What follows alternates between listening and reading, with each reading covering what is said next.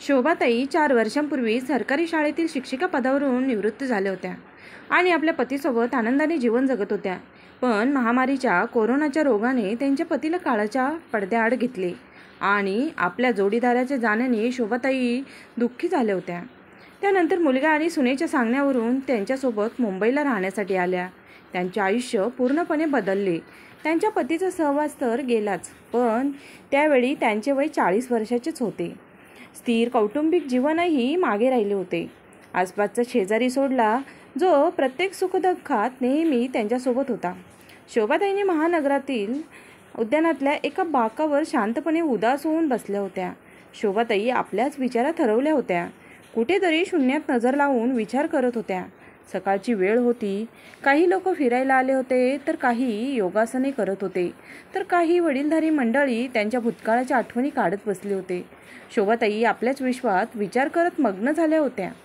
तेवढ्यातच अचानक आवाज आला की नेहमी हसत राहा, आनंदात राहा, आयुष्य खूप सुंदर आहे. शोभाताईंनी पाहिले की जवळपास 60 ते 70 वर्षाचा एक म्हातारा जवळच्या बाकावर बसला होता आणि त्याच्याकडे पाहून हसत होता. इच्छा नसतानाही शोभाताई हसायला लागल्या. या अनोळखी शहरात पहिल्यांदा कोणीतरी त्यांच्याशी बोलले होते. बाटलीतून पाणी पित म्हातारा म्हणाला, माझे नाव गणपत आहे. मी जवळच्या इमारतीत राहतो. तुम्ही खूप चिंतेत दिसत आहात. मागच्या गोष्टी विसरून पुढे जाणे, यालाच तर खरे आयुष्य म्हणत असतात. एवढे बोलून तो म्हातारा पुन्हा फिरायला निघून गेला आणि शोभाताई ते निघून गेल्यानंतर मनातल्या मनात म्हणाल्या, ज्याच्या आयुष्यात दुःखच नसेल त्यांना जीवन तर सुंदरच वाटेल ना. प्रत्येकजण ज्ञान देतो, पण आपल्यासोबत काय चाललं आहे हे फक्त आपल्यालाच माहीत असतं. आता शोभाताई रोज उद्यानात बागेत रोडला फिरायला येऊ लागल्या आणि जवळपास रोजच गणपतरावांना नमस्ते म्हणत होत्या. एके दिवशी गणपतरावांनी विचारले की तुम्ही बाहेरून आला आहात का? तेव्हा शोभाताई म्हणाल्या की मी यापूर्वी नाशिकला राहत होती. मुलगा आणि सून नोकरी या शहरामध्ये करतात, पण कोरोनाच्या या महामारीच्या आजारामुळे माझ्या नातीची शाळा बंद आहे. त्यामुळे तिचा सांभाळ करण्यासाठी माझा मुलगा आणि सून मला इथे घेऊन आले आहेत. माझ्या पतीच्या निधनानंतर मी नाशिकमध्ये पूर्णपणे एकटी पडली होती. माझ्या मुलीचे सासर इथे नाशिकमध्येच आहे. कधीतरी मला माझ्या मुलीलाही भेटता येईल असा विचार करून मी तिथे आली. मग गणपतराव म्हणाले, मुंबई शहरात आपले स्वागत आहे. चला, मी तुम्हाला आमच्या वयाच्या माणसांसोबतही भेट घालून देतो. वास्तविक येथे उद्यानात वृद्धांचा समूह तयार झाला आहे. आम्ही सर्वजण एकमेकांच्या सुखदुःखात सहभागी होतो. हसतात, बोलतात, कधी भजने गातात, तर कधी कुठे जवळच मंदिरात फिरायला जातात. कधी वाढदिवस साजरा करतात, तर कधी सण साजरे करतात. त्यांचे बोलणे ऐकून एक क्षण ताईंना आनंद झाला आणि त्यांनी ग्रुपमध्ये सामील होण्याची इच्छा व्यक्त केली. तेव्हा गणपतरावांनी त्यांची ओळख ग्रुपच्या इतर सदस्यांशी करून दिली. त्या ग्रुपमध्ये सामील करून घेतले. त्या ग्रुपमधील बहुतेक लोकांनी त्यांचे जीवनसाथी गमावले होते. कुणाला काही आजार होते, तर कोणाला काहीतरी वेगळाच प्रॉब्लेम होता, पण सर्व लोक चैतन्यशाली आणि ऊर्जेने भरलेले जीवन जगत होते. ते लोकांना भेटून शोभाताईंचे दुःख दूर झाले. आता रोज सकाळ संध्याकाळ सर्व लोकांसोबत त्यांनी वेळ घालवायला सुरुवात केली. बऱ्याच वेळी शोभाताई आपल्या मुलीला फोन करून उद्यानात येणाऱ्या वयस्कर लोकांबद्दल बोलायच्या. तिच्या मुलीला तिच्या वयाच्या लोकांशी तिच्या आईचा संवाद ऐकून खूप आनंद व्हायचा. एके दिवशी शोभाताई यांच्या लक्षात आले की उद्यानात येणारे सर्व वृद्ध लोक त्यांच्यापेक्षा वयाने फार मोठे आहेत, पण प्रत्येकजण फिट होता आणि स्वतःला अपडेट ठेवत होता. घरी येऊन त्यांनी आरशात आपला चेहरा पाहिला. तेव्हा त्यांना वाटले की वेळेच्या आधीच त्यांनी स्वतःला म्हातारे बनवून ठेवले आहे. हाच विचार करून त्यांनी बाजारातून केसांना लावण्यासाठी मेहंदी विकत घेतली आणि केसांना कलर केला. मग त्यांनी कपाट उघडले आणि आपल्या पतीने दिलेल्या सर्वात सुंदर साडी नेसल्या आणि आरशात स्वतःला बघून स्वतःशीच म्हणाल्या, पहा, खूपच छान. संध्याकाळच्या सुमारास जशा त्या पार्कला जायला निघाल्या, त्यावेळेस त्यांच्या सुनेची नजर त्यांच्यावर पडली. त्यांना पाहून तिचे तोंड तर आडवेच पडले होते. काय आहे आई? तेव्हा शोभाताई त्यांच्या सुनेने पटकन तिच्या नवऱ्याला आवाज दिला, बघा जरा, तुमच्या आईला काय झाले आहे ते. हे काय करत आहेत? हे वय आहे का सजण्याचे, मेकअप करण्याचे? जशी मुलाची नजर त्यांच्याकडे पडली तेव्हा तोंडावर हात ठेवून मुलगा हसायला लागला. तो मुलगा म्हणाला. तेव्हा सून म्हणाली, आई, हे सगळे करण्याचे वय नाही, शिवाय आता तर बाबाही नाहीत या जगात. मुलगा आणि सुनेचा व्यवहार पाहून शोभाताई यांना खूपच दुःख झाले. त्या गपचूप आपल्या खोलीत जाऊन बसल्या. आता त्यांची पार्कमध्ये जाण्याची देखील इच्छा नव्हती. त्या विचार करू लागल्या, जर मी आज थोडेसे चांगले तयार झाले तर मी असा काय मोठा गुन्हा केला आहे? आजपर्यंत तर मी माझ्या सुनेला कोणत्याही गोष्टीसाठी रोकटोक केली नाही.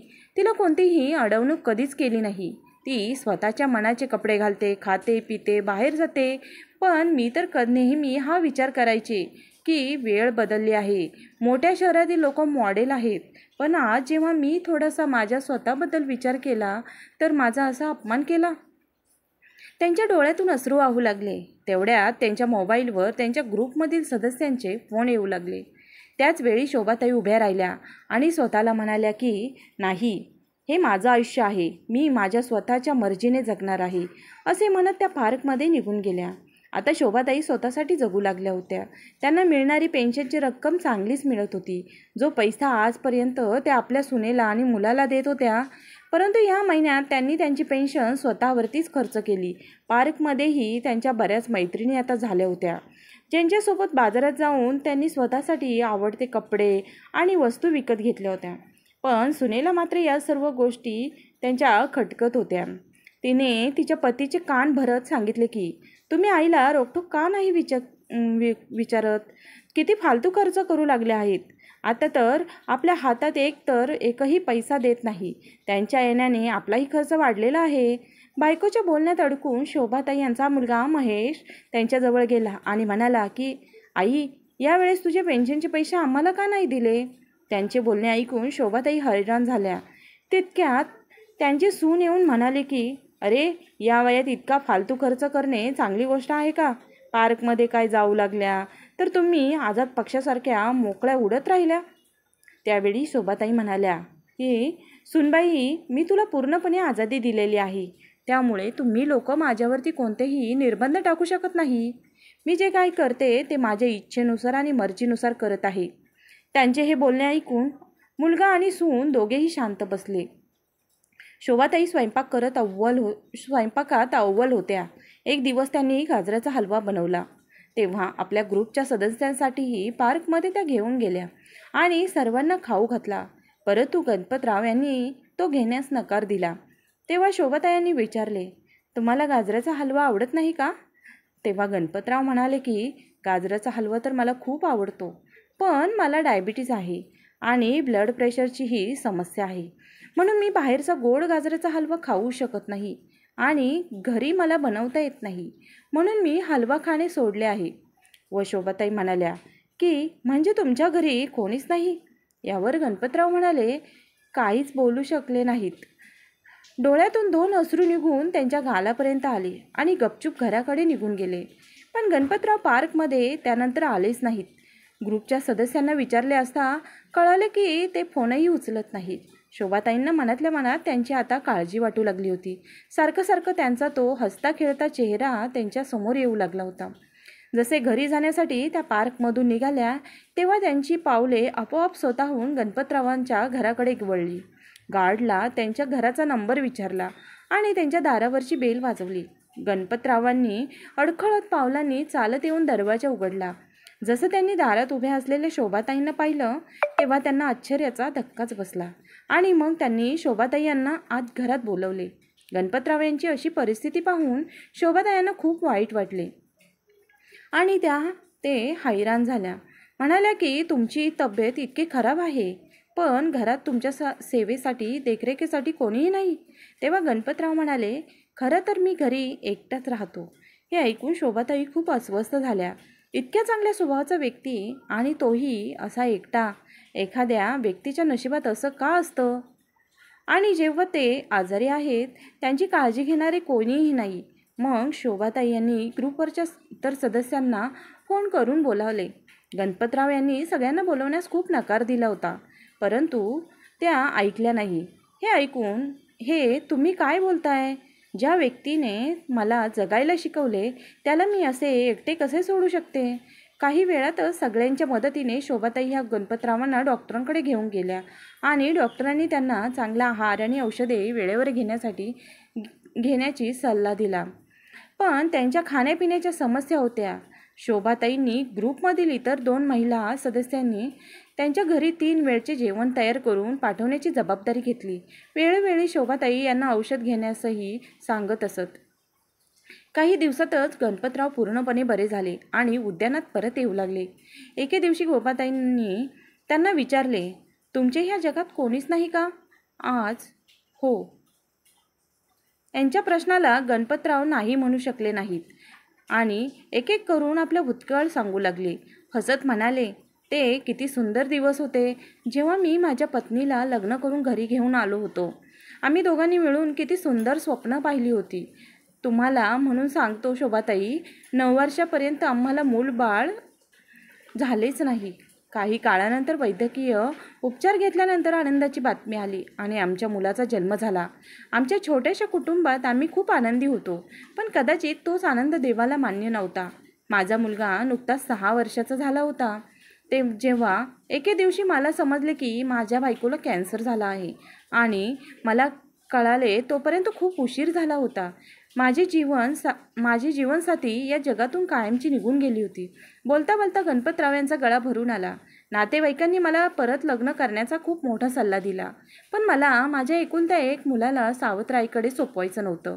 मी एकट्याने त्याला आई आणि बाप या दोघांचेही प्रेम दिले, पण कशाचीच कमी पडू दिली नाही. मुलाने बघा काय केले. 1 महिन्यासाठी अमेरिकेला फिरायला जात आहे असे सांगून मुलगा आणि सून निघून गेले आणि त्यानंतर मला कळाले की ज्या घरात आम्ही लोक राहत होतो, मुलाने ते घर अमेरिकेला जाण्यासाठी आधीच विकून टाकले होते आणि ज्यांनी ते घर खरेदी केले होते त्यांना तो सांगून गेला की 2 महिन्यानंतर घर खाली करून घ्या आणि त्यानंतर मुलगा परत कधीच आला नाही. म्हणून मी त्याची आत्तापर्यंत वाट पाहत राहिलो. परंतु गणपतरावांच्या डोळ्यात पाणी आणत म्हणाले, जर मी माझ्या सेवानिवृत्तीचे पैसे FD मध्ये ठेवले नसते तर आज मी रस्त्यावर आलो असतो. त्याच पैशातून मी हे 2 खोल्यांचे घर विकत घेतले आणि ते आता आनंदाने राहू लागलो. हे सांगताना आणि बोलत असताना त्यांच्या डोळ्यातून अश्रू वाहू लागले. शोभाताई यांनी त्यांना प्रोत्साहन दिले आणि म्हणाले, अरे तुम्हीच मला सांगत होता की प्रत्येक क्षणी हसत राहिले पाहिजे आणि आता तुम्हीच हे विसरलात. दोघांनाही एकमेकांमध्ये एक चांगला मित्र दिसू लागला. त्यांच्यासोबत ते त्यांची सुखदुःख शेअर करू शकत होते. काही दिवस घालवल्यानंतर एके दिवशी शोभाताई पार्कमध्ये गेल्या. तेव्हा ग्रुपमधील सदस्याने एक मोठा केक ऑर्डर केला होता. हे पाहून त्यांना खूप मोठा धक्का बसला. तर तिथे पोस्टात सगळ्यांनी शोभाताईंना वाढदिवसाच्या शुभेच्छा दिल्या. शोभाताईंनी स्वतःला आठवत नव्हते की आज त्यांचा वाढदिवस होता. सर्वांचे इतके प्रेम पाहून त्यांच्या डोळ्यात आनंदाश्रू आले. केक कापून झाल्यावर सगळ्यांनी मिळून शोभाताई यांना अतिशय सुंदर साडी भेट दिली. तेव्हा शोभाताईंनी विचारलं, पण माझा वाढदिवस आहे हे तुम्हा सर्वांना कसे समजले? तेव्हा गणपतराव म्हणाले, सोशल मीडियाच्या माध्यमातून सर्व काही कळते. वाढदिवस साजरा केल्यानंतर शोभाताई त्यांची भेट घेऊन घरी पोचल्या. तेव्हा त्यांनी ती साडी जेवणाच्या टेबलवर ठेवली. जेव्हा सुनेची नजर त्या साडीवर पडली तेव्हा ती म्हणाली, महेश, तू माझ्यासाठी इतकी सुंदर साडी आणली आहेस का? Thank you so much. तेव्हा महेश म्हणाला, नाही, मी तर साडी आणलीच नाही. तेव्हा शोभाताई फ्रेश होऊन बाहेर आल्या आणि म्हणाल्या की ही साडी माझी आहे. सुनबाई मग म्हणाली, आई, ही साडी तर खूपच सुंदर आहे, पण तुम्ही या साडीचे काय करणार? मी ही साडी घेते, असे म्हणत तिने साडी उचलण्यासाठी हात पुढे केला. पुष्पाताई यांनी ती साडी उचलली आणि म्हणाल्या, नाही सुनबाई, ही साडी माझ्यासाठी खूप मौल्यवान आहे. सून आपल्या सासूकडे पाहतच राहिली. तेव्हा शोभाताई म्हणाल्या, खरं तर आज माझा वाढदिवस होता, म्हणून उद्यानातील सर्व सदस्यांनी ही साडी मला भेट म्हणून दिली आहे. आई, खरंच आज तुझा वाढदिवस होता? आम्हाला तू बोलली नाहीस, कारण आई, तू तुझा वाढदिवस कधी साजरा करत नाहीस, म्हणून आम्हाला आमच्या आठवणीत राहिला नाही. यावेळी शोभाताई जुन्या आठवणींमध्ये हरवून गेल्या होत्या. जेव्हा त्यांच्या मुलाच्या वाढदिवसानिमित्त त्या दिवसभर स्वयंपाकघरात उभ्या राहून त्यांच्या आवडीचे पदार्थ बनवायचे आणि संध्याकाळी मुलांच्यासोबत, त्यांच्या मित्रांसोबत, सगळ्यांसोबत महेशचा वाढदिवस साजरा करायचा. पण मग विचार करू लागले की मुलगा आणि सून आपल्या आयुष्यात मस्त असतात तेव्हा मोठ्याने स्वतःसाठी जगायला हवं. पण सुनेला आणि तिच्या सासूतला झालेला बदल हा अजिबात आवडत नव्हता. एके दिवशी शोभाताई पार्कमध्ये फिरायला गेल्या तेव्हा त्या आपल्या मोबाईल घरीच विसरून गेल्या. त्या दिवशी त्यांची सून आणि मुलगा लवकर घरी आले. सुनेची नजर सासूबाईंच्या मोबाईलवर पडली. तसा तिने तो मोबाईल उचलला आणि तपासायला सुरुवात केली. पण तिची सासू व्हॉट्सअप आणि फेसबुकवर असल्याचं पाहून ती थक्कच झाली. नवऱ्याला मीठ मिरची लावची पूड लावून गणपतरावांनी पाठवलेले गुड मॉर्निंग आणि गुड नाईटचे मेसेज दाखवू लागली. आता तर बोलायलाही आईमध्ये खोट असल्याचे दिसू लागले. बस मग काय होते जसे शोभाताई घरी परत आल्या तसा मुलगा आणि सून दोघेही तयार होते त्यांच्यावर ओरडायला आणि भांडण करायला. आपल्या आई काही बोलण्याची संधी देण्याआधी त्यांच्या चारित्र्यावर बोट ठेवू लागले. शोभाताई स्तब्ध उभ्या राहिल्या. मग त्या म्हणाल्या की सुनबाई, 2 दिवसापूर्वी तू तुझ्या ऑफिसच्या मित्रांसाठी घरी पार्टी आयोजित केली होतीस. ते तुझ्या ऑफिसमधील सर्व मित्र आले होते, ज्यात पुरुषही होते आणि महिलाही होत्या. पण मग मी तर तुझ्या चारित्र्यावर बोट दाखवले नाही. मग तू माझ्याबद्दल असं कसं बोलू शकतेस? शोभाताईंच्या तोंडात त्वरित उलट उत्तर ऐकल्यावर त्यांच्या सुनेजवळ बोलायला शब्दच उरले नाहीत आणि पाय आपटत आपटत तिच्या खोलीत निघून गेली. दुसऱ्या दिवशी तिचा मुलगा आणि सून ऑफिसला गेल्यानंतर जशा शोभाताई आपल्या नातवासाठी जेवण बनवण्यासाठी स्वयंपाकघरात गेल्या तेव्हा फरशीवर पाणी सांडलेले असल्याकारणाने त्यांचा पाय घसरला आणि त्या जोरात जमिनीवर पडल्या. त्यांच्या हाताला गंभीर दुखापत झाली. त्यांच्या कमरेलाही तीव्र वेदना होऊ लागल्या. त्यांच्या नातवाने लगेच वडिलांना फोन करून सर्व परिस्थिती सांगितली आणि त्यांना लवकरात लवकर डॉक्टरांकडे नेण्यास सांगितले. डॉक्टरांनी त्यांची तपासणी केली. आता त्यांच्या हाताच्या हाडात फ्रॅक्चर झाल्याचे आढळून आले. डॉक्टरांनी त्यांच्या हाताला प्लास्टर करून औषधे दिली आणि संध्याकाळपर्यंत घरी पाठवले. पण आता त्या उद्यानात जाऊ शकत नव्हत्या. गणपतराव जेव्हा कधी त्यांना फोन करायचे किंवा मेसेज करायचे तेव्हा त्या कशालाही प्रतिसाद देत नव्हत्या. शांतपणे पडून रडत बसायच्या. मोलकरीण जेवण बनवून ठेवून जायची आणि मुलगा आणि तसे सून रोज कामावरती निघून जायचे. दोघांनी सुद्धा आईसाठी 1 दिवसाची देखील सुट्टी घेतली नव्हती. शोभाताईंना उठायला बसायला खूप त्रास होत होता, पण कोणाला काही फरक पडत नव्हता. एके दिवशी ग्रुपमधील सर्व वयस्कर सदस्य त्यांच्या घरी आले. त्यांच्या हातात फुले होती. काहींनी गेटवेल स्टोनचे कार्ड आणले होते, कोणी समोसे आणले होते तर कोणी जिलेबी. त्यांना पाहून बेडवर पडलेल्या शोभाताईंना असे वाटले की जसे त्यांना कोणीतरी जवळची माणसे भेटायला आली आहेत आणि त्यांच्या चेहऱ्यावर हास्य पसरले. सर्वांनी हसत खेळत स्वादिष्ट पदार्थांचा आस्वाद घेतला. हसत बोलत 1 तासभर निघून गेला. आता शोभाताई काळजी करू लागल्या, कारण त्यांचा मुलगा आणि सून येण्याची वेळ झाली होती. सून काय म्हणेन याची त्यांना आतून खूप भीती वाटत होती. यावेळी दारावरची बेल वाजली आणि मुलगा व सून आत आले आणि आतील दृश्य पाहून आश्चर्यचकित झाले. सगळे गेल्यानंतर त्यांची सून बोलली की माझं घर आहे, ही कुठली धर्मशाळा नाही. कोणी उठायचं आणि या घरामध्ये यायचं, घरातून निघून जायचं आणि आई तुम्ही आमच्यासमोर तर प्रचंड वेदना झाल्याचे नाटक करत असतात आणि आमच्या पाठीमागे आपल्या मित्रमैत्रिणींना घरी बोलवून पार्टी करत असतात. तुमच्या या कृतीचा आपल्या मुलावर काय परिणाम होईल हे तुम्हाला समजते का? पुणे हे बोलणे ऐकून शोभाताई शांतपणे पडून राहिल्या. आज त्यांना त्यांच्या नवऱ्याची खूप जास्त आठवण येत होती. विचार करू लागल्या की ते असताना कोणाच्याही माझ्याकडे वर करून बोलण्याची हिंमत देखील कधीच झाली नाही आणि आज मला हे अपमानाचे कडू शब्द पचवून घ्यावे लागत आहेत, तेही माझी काही चूक नसताना. दिवस असेच जाऊ लागले आणि जवळपास 2 महिन्यांनंतर शोभाताई यांच्या हाताचे प्लास्टर काढले गेले. आता त्या पुन्हा पार्कमध्ये जाऊ लागल्या आणि हळूहळू त्यांची हास्य पुन्हा परत येऊ लागले. पण सुनेकडून टोमणे काही थांबण्याचे नावच घेत नव्हते आणि मुलाने हे ऐकून सर्व गोष्टींकडे दुर्लक्ष केले होते. घरातील वातावरणामुळे अस्वस्थ होऊन एके दिवशी शोभाताई यांनी निर्णय घेतला की आता बस झालं, अजून नाही. जीवनाची संध्याकाळ तर झालीच आहे आणि हे जीवन कधी संपेल माहीतही नाही. म्हणून त्याआधी मला स्वतःसाठी जगायचे आहे. जे मला आवडेल ते मला करायचे आहे. मुलगा आणि सून यांचा मोह बाजूला ठेवून त्यांनी एक दिवस ठरवले. समोरच्या इमारतीत भाड्याने 2 खोल्यांचा फ्लॅट घेतला. जेव्हा मुलांनी त्यांना थांबवण्याचा प्रयत्न केला तेव्हा शोभाताई यांनी स्पष्टपणे सांगितले की आता मला कोणावरही ओझे बनवून राहायचे नाही. तेवढ्यात त्यांची सून म्हणाली, हो हो, पंख लागले आहेत आता तुम्हाला. आता तर तुम्ही मोकळ्याच आहेत फिरायला. बदल्यात राग येण्याऐवजी शोभाताई हसत म्हणाल्या, आता मी माझी अपूर्ण स्वप्न पूर्ण करेल. सामान बांधून ते त्यांच्या फ्लॅटवरती शिफ्ट झाल्या.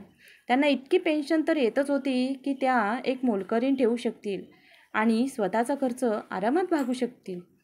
आता शोभाताई यांचे आपले जीवन शांतपणे जगत होत्या. त्यांचा मुलगा आणि नातू त्यांना अधूनमधून भेटायला येत होते, पण सुनेला तितकेही कष्ट घ्यावेसे वाटले नाही. गणपतराव बरेच वेळा त्यांच्या घरी संध्याकाळचा चहा घ्यायचे. अनेकदा उद्यानातील इतर वृद्ध लोकही त्यांच्या घरी येत जात असायचे. आता शोभाताई यांना स्वतःला खूप आजाद झाल्यासारखे वाटत होते. शोभाताई यांनी त्यांच्या मुलीलाही त्यांच्या विभक्त होण्याबद्दल सांगितले. त्यामुळे ती थोडीशी दुःखी तर झालीच होती, पण तिच्या आईला आता तिच्या इच्छेनुसार जगता येईल असा दिलासा देत होती.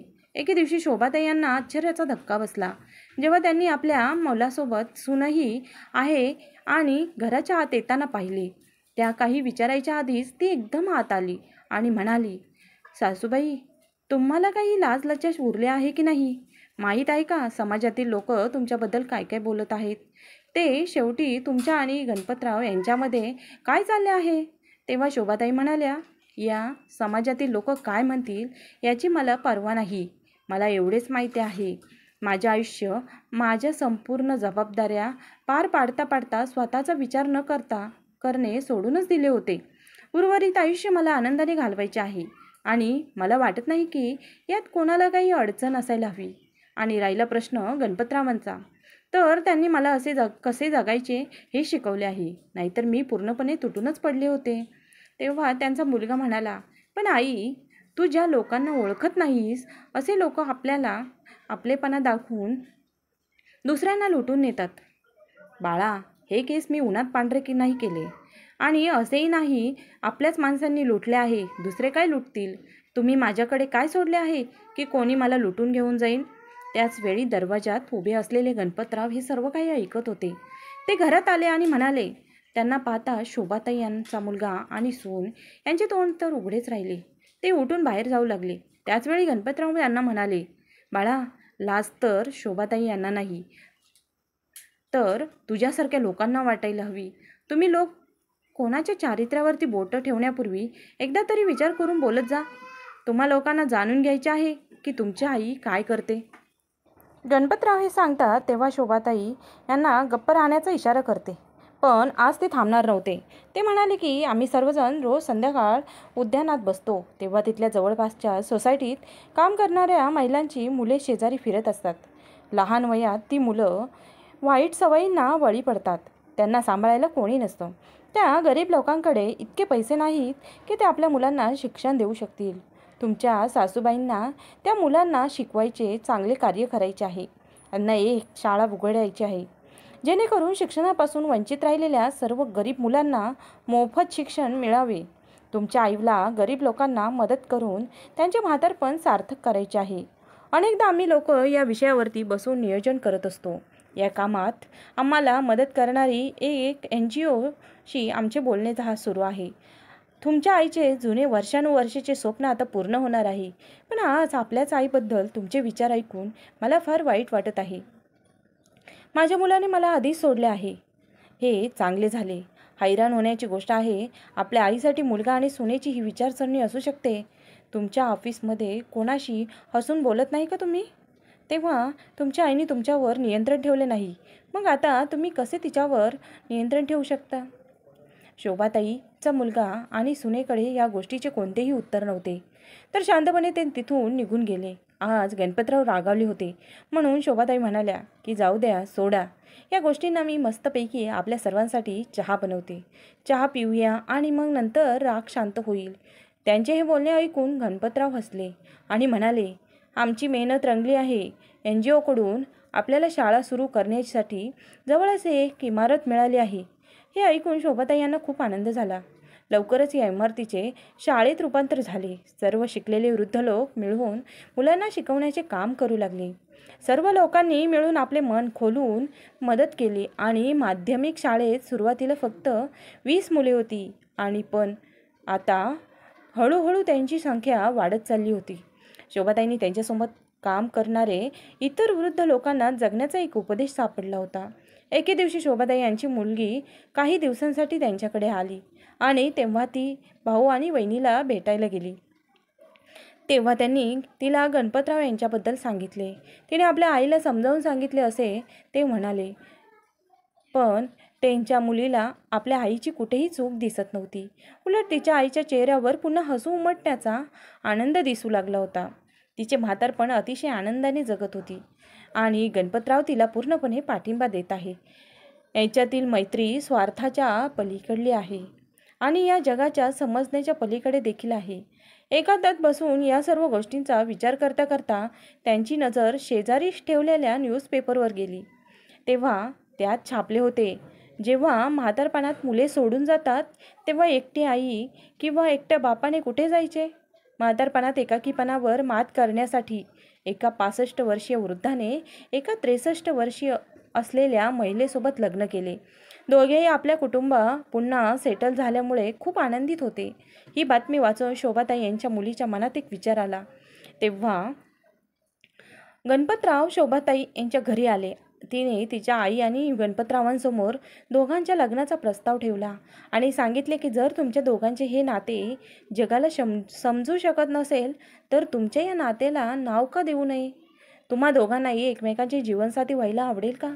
तेव्हा शोभाताई म्हणाल्या, हे काय बोलत आहेस.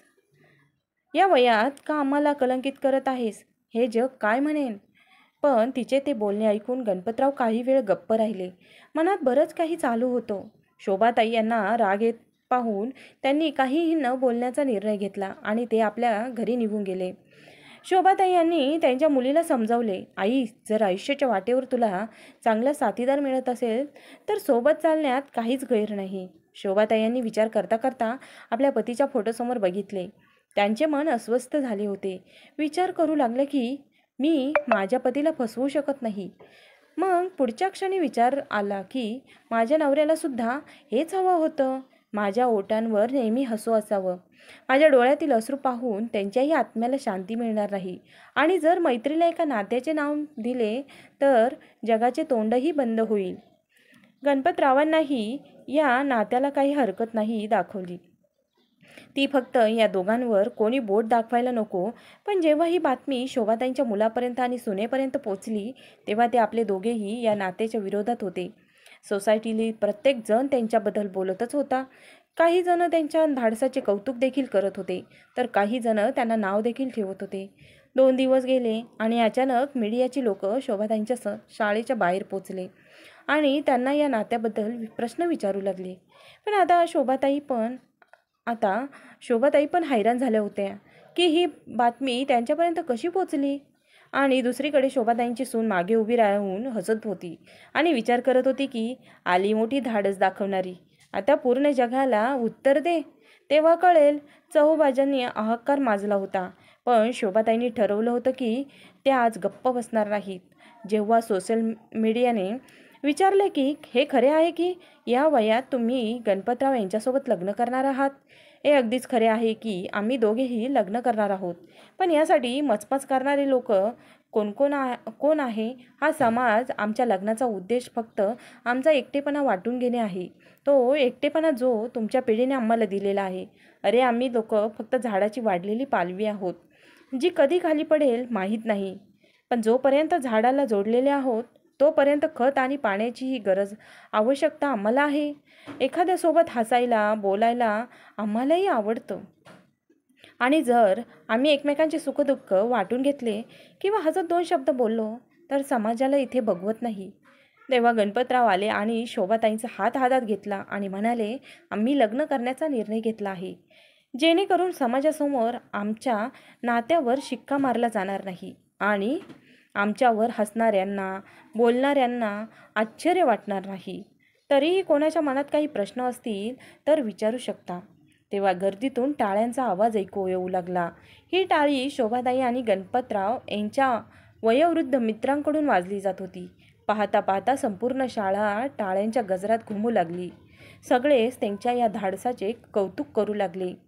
तर मित्रांनो, आयुष्याच्या शेवटच्या क्षणी उतारवयात जीवन जगत असताना शोभाताईने आणि गणपतरावांनी घेतलेला निर्णय तुम्हाला कसा वाटला आणि त्यांचा निर्णय चूक आहे की बरोबर हे कमेंटमध्ये नक्की सांगा.